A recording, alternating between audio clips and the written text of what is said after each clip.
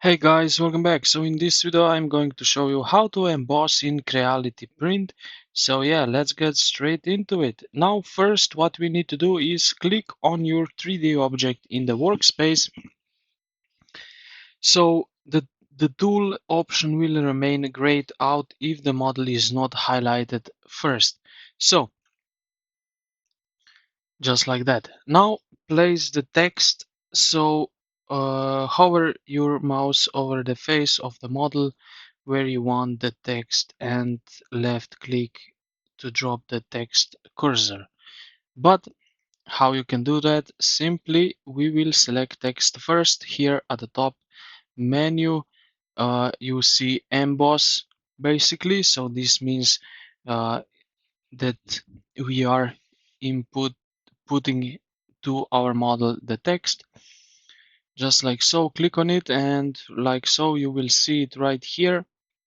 If you select the whole model you will see here emboss text. Now we just need to move it. So here we need a little bit luck. I don't have the right mouse with me, so it's a little bit annoying to move this text.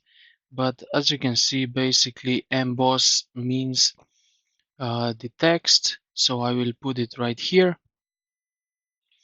So this is now um, simply as any other text editor. If you double click on it you can now change the text here, then you will change font, high depth, and so on.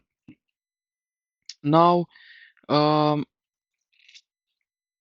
if you want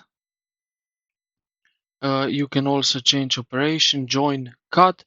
So we join, you will join with 3D model, cut, it will cut into the model the text.